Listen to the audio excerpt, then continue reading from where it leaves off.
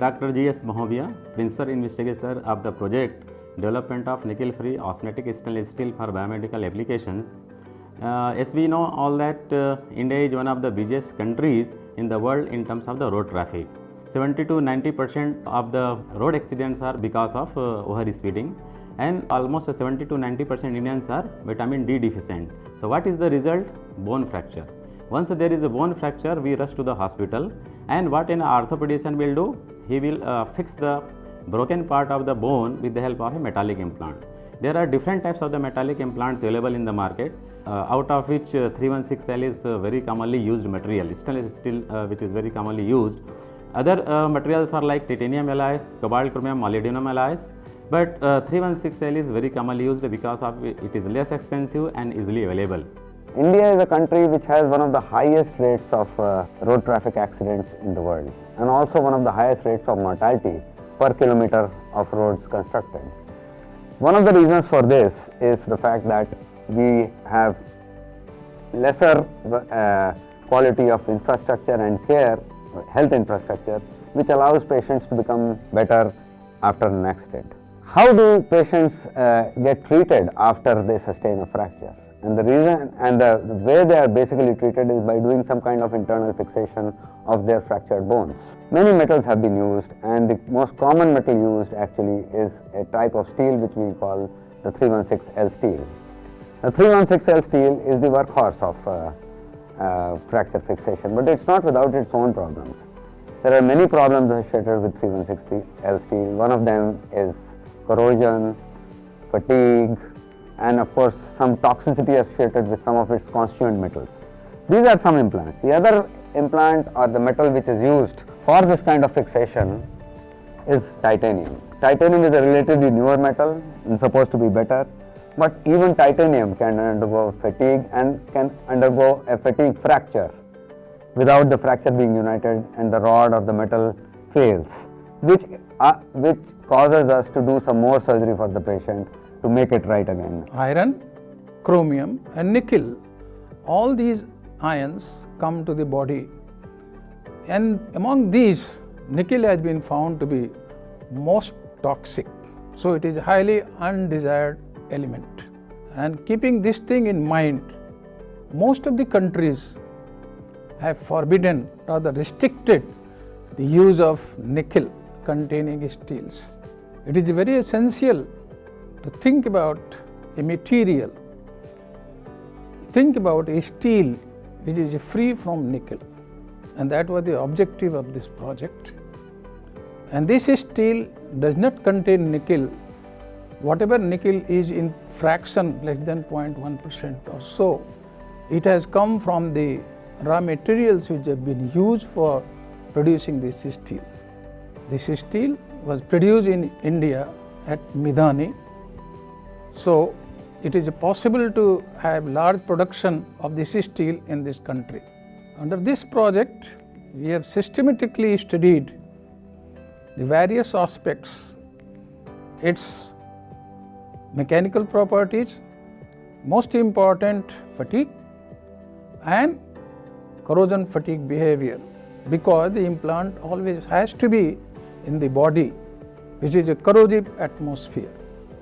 In the body, there is water, there is sodium ion, chlorine, chloride ions, and the material corrodes.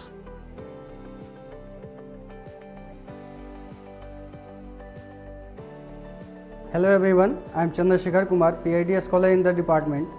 This is the MTS fatigue test system. By using this machine, we can determine the fatigue life of the material. First of all, we have to prepare the sample according to the STM standard.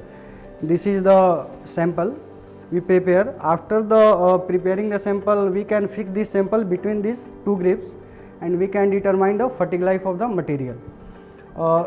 Here we determine the corrosion fatigue behavior of the material.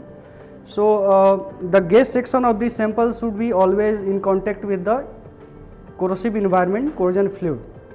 So here during the testing, this gauge section is always in contact with the body fluid, and test is conducted at a very low frequency of 1 Hz, so that there is a continuous contact between the body fluid and this gas section of the material. This is the corrosion chamber in which the body fluid is always supplied through the pump, and there is a continuous interaction between the simulated body fluid and the sample. So this corrosion chamber is a very important part of this system, so that we can determine the corrosion fatigue life of the material. Now, for a metallic implant material, there are three major requirements. One is corrosion resistance. The material which is put inside the human body, it should not corrode in the human body fluid environment. If there is a corrosion, then there is a release of ions, metallic ions, particularly this nickel and other harmful ions, which will cause carcinogenic effect on the human body. The second important requirement is the corrosion fatigue strength. See, the service conditions and the implant loading conditions are very complicated inside the human body.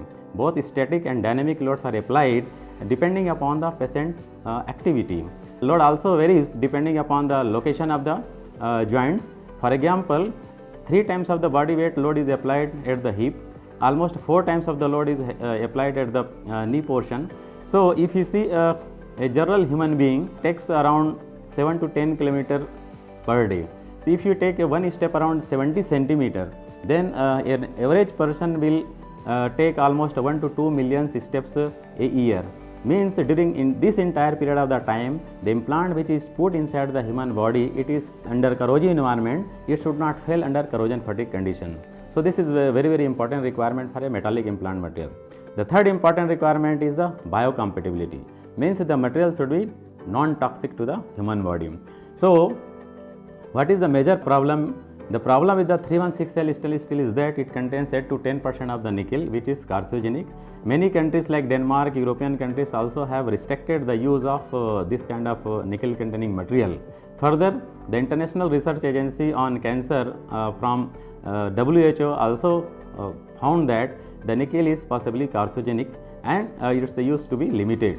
So, now there is much necessity for the development of a material which is free from the nickel, that is should be used for the next generation implant material.